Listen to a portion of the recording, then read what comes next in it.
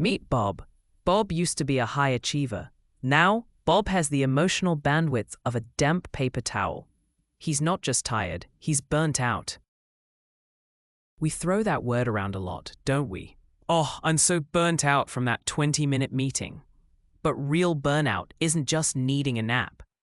It's a state of emotional, physical, and mental exhaustion caused by excessive and prolonged stress. It's what happens when your can-do attitude meets a please don't make me reality.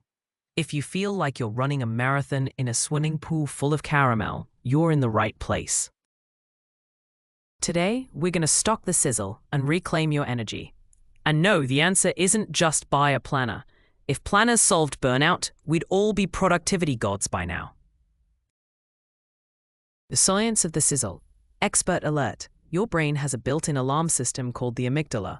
When you're perpetually stressed, it stays in fight or flight mode. Imagine leaving your car engine revving in the driveway for 3 weeks straight. Eventually, things are going to melt. The 3 pillars of reclaiming your soul. Pillar 1, the radical no. You are not a vending machine. You cannot dispense yes to everyone who pushes your buttons. Every time you say yes to a project you hate, you are saying no to your own sanity. Practice saying, I'd love to help, but my plate is currently a buffet and I'm out of trays. Pillar 2, hack your nervous system. You can't think your way out of burnout, but you can breathe your way out. Try the physiological sigh. Inhale deeply, then sneak in a tiny extra sip of air at the top, and exhale long and slow. It's like hitting the refresh button on your internal browser when it starts lagging. Pillar 3, protect your morning. Most people start their day by inviting 4,000 strangers into their bedroom via their phone.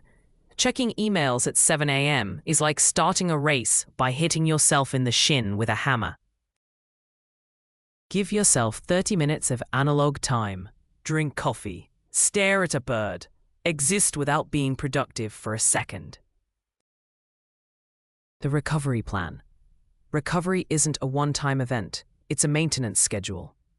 You wouldn't expect your phone to work forever without a charge, so stop expecting it of your brain. Reclaiming your energy isn't about doing more. It's about having the energy to do what matters. Start small. Set a boundary. Take a nap that doesn't involve feeling guilty. You're a human being, not a human doing. Now, go close some of those 47 tabs you have open in your brain.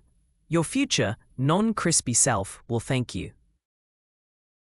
If you're still watching this, it means you're either ready to change your life or you're procrastinating on a spreadsheet. And if you want more science-backed, humor-filled ways to level up your life without losing your mind, hit subscribe and ring the notification bell. Comment below, what is the one thing you're saying no to this week to save your energy? I'll be down there reading and cheering you on.